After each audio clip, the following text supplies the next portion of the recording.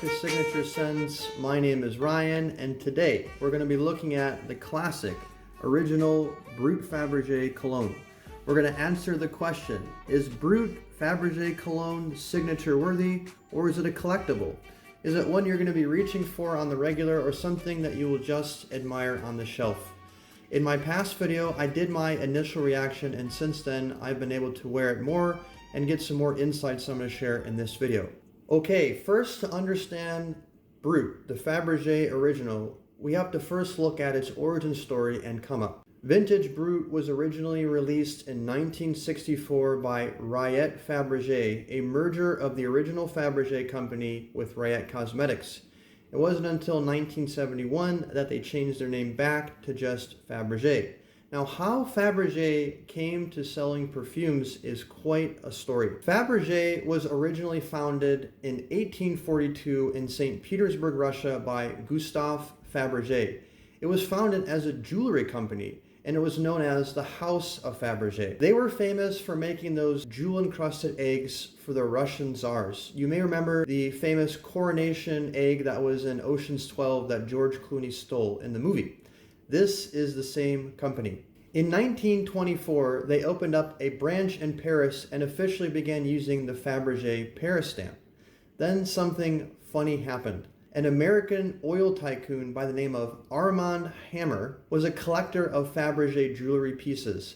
His friend Samuel Rubin ran a company called the Spanish Trading Corporation, and his company imported soap and oil. Due to a Spanish Civil War, the Spanish Trading Corporation went under. However, Rubin got the idea to create a new company to sell perfumes and toiletries instead. At Hammer's suggestion, he registered his new company as Faberge Incorporated. He basically took the name of the existing House of Faberge, the famous jewelry company, and used it as his own. Now, even more remarkable than this is the Faberge family didn't even realize that this guy did this until after World War II ended. And because they were unable to afford expensive litigation, they ended up settling out of court. Basically, Rubin gave them $25,000, which is the modern equivalent of $260,000, to retain the name Faberge and continuing selling perfumes. Now there are two Faberges. You have the original jewelry company, and you have the one that Rubin created, hijacking the original's name. And this is the origin story of Brut, which is kind of this boldness, if you will. In 1964, Rubin ended up selling his version of Faberge for over 1,000 times more than what it was worth, a whopping $26 million. He sold it to aspiring musician George Berry and the Rayet Cosmetics Company. And 1964 was also the year they decided to release the Brut line. A quick side note fun fact, after buying Faberge, Berry created a film production company offshoot called Brut Productions, which went on to create several successful films and was even nominated for 2 Academy Awards for Best Original Songs. Now, this guy Berry, who is the director who released Brut, was considered a pioneer in marketing due to his use of celebrities to promote his products. He was able to get top names at the time to promote for him, including legendary actress Farrah Fawcett, football player Joe Namath, James Bond actor Roger Moore, even Muhammad Ali, and the list goes on. Berry was even able to get Brut featured as a product placement in the 1974 James Bond movie with Roger Moore called The Man with the Golden Gun, and it was also featured in Over the Top with Sylvester Stallone. Joe Namath also did a famous series of commercials promoting it, which you can actually still watch today on YouTube. Get off to a running start. Today's your Brut Day. It's your lucky Brut Day. Make every day your Brut Day with Brut by Faberge. Today. Brut quickly became an international success, and during its golden era, it was actually considered to be the best-selling cologne in the world. In 1968, Brut 33 was released, and Brut 33 was a budget version of the original. It contained just 33% concentration of the original, pretty much like an aftershave. Now, in 1989, after the company changed hands again to Unilever, they dropped the 33 nomenclature and just kept it as Brut. So everything after 1989 was just Brut 33 strength, but it was masquerading as Brut. Due to this and several formulations since its original release, in order to experience the original Brut, the original strength, the original smell that was intended, you have to get the Faberge version cologne, and that's what we have here and what we're going to be discussing in this video. Now, let's look at its character. Okay, so Brut's character. Now, Brut was famously promoted as the essence of man during its heyday. He doesn't like power breakfast. He'll take a pass on poetry. Deep down, he's a grown-up Boy Scout. Way grown. He likes feeling clean and cool and very male. And he knows how to get there. Where have you guys been, Brut? Now, after having tested it for a while now, I have a slight modification to that slogan, which I'm going to share in just a bit. First, before I get into the main accords and also my version of the personification of what Brut is, let's take a look at the notes. It's supposed to open with lavender, anise, basil, bergamot, and lemon, with a heart of geranium, jasmine, and ylang ylang, if I'm saying that correctly. And it's all built on this base of oak moss, patchouli, vetiver, tonka bean, sandalwood, and vanilla. Sounds like a classic men's barbershop scent, right? Well, let's look at some of the main accords. Now, although I have the modern EDT version of it and I've smelled the current aftershave, a part of me was expecting the vintage cologne to be something rugged, something manly like the marketing implies. I have to say, after spending some time wearing this, I was very surprised. To my nose, this is actually a floral dominant scent. Very barbershoppy, but I think if a woman was wearing this and you weren't conditioned by the Brut marketing, she could easily pull this off. The scent is interesting in that it smells different when you have it close to your nose versus smelling it as a waft. The former, you smell more of the heart of the scent, with the latter being more of this peripheral experience. The heart of Brut, to my nose, the main player is this Ylang Ylang.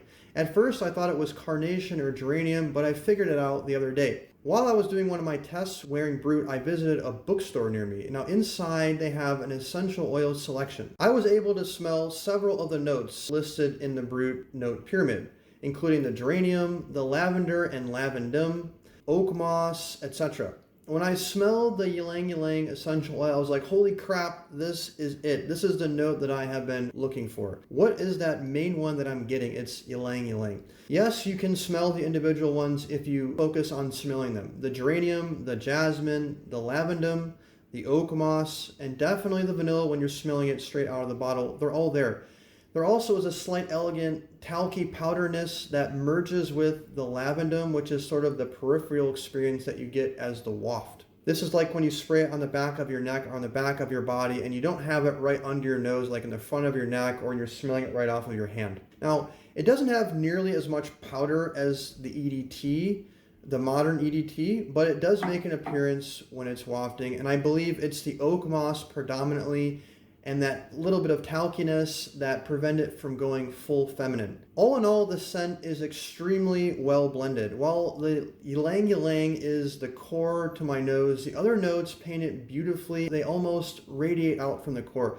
If you imagine the sun, the Ylang Ylang is like the bright center, the jasmine, geranium, and the oak moss are the inner part of the corona, and that outer part is the lavendum and the talky-like powder. Now, after doing some research on Ylang Ylang, I found some interesting information that kind of corroborates my observation about the unisex vibe of the scent. According to the information, Ylang Ylang is used to help balance the masculine and feminine energies. So this leads me to the persona of Faberge Brut, my interpretation of the personification of this scent. I would change the original slogan from Brut, the essence of man, to Brut, the essence of a balanced man.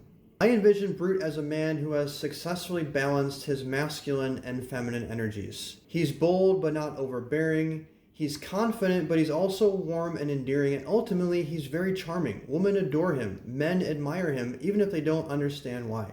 So now that you have an idea of Brut's character, let's look at its performance. Okay, so how does vintage Faberge Brut Colgone perform? It has solid projection for the first couple hours, give or take. The projection is not overbearing. It has a softness and smoothness to it, but it's not weak either. It's definitely there, and you get a firm but not off-putting scent bubble. It's very, very pleasant. On my skin, it lasts at least 5 hours, give or take. I think it has legs to go longer than that, especially as a skin scent, and my skin typically eats lighter scents anyways. I do usually take a shower after wearing this about 5 to 6 hours when I rotate to my evening scent.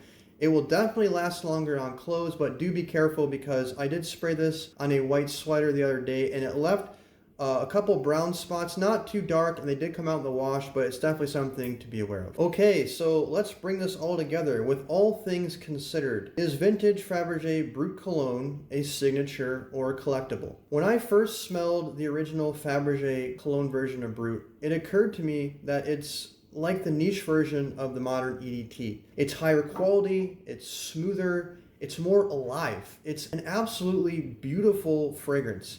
I'm very happy to be able to own and wear this. Smelling the original vintage version of Brut gave me the same feelings I had when I first smelled the original Polo and the Givenchy Gentleman for the first time.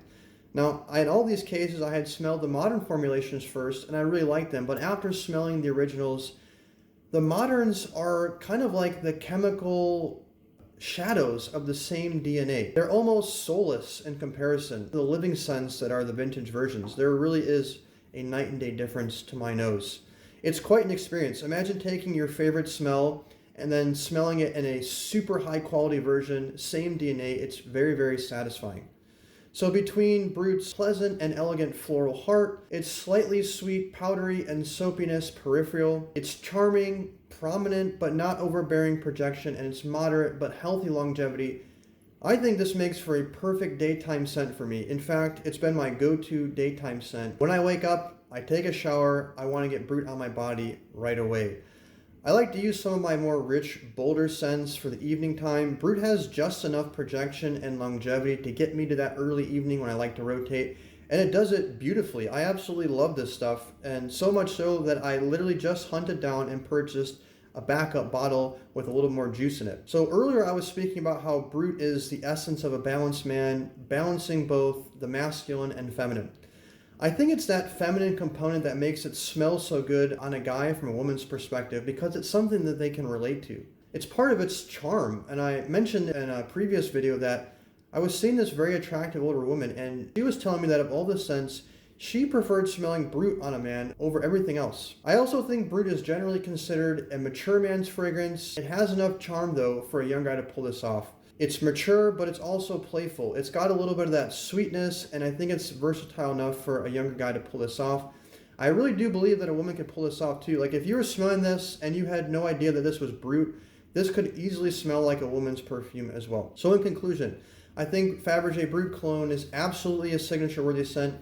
It's definitely one that I plan on keeping in my rotation for the foreseeable future, and one that I would recommend to my family and friends. If you like classic formulations, and especially barbershop style scents, I think you would love this stuff. If you can't get the vintage version, the modern EDT does have the same DNA, and I was wearing it prior to getting this bottle, and I enjoyed it very much.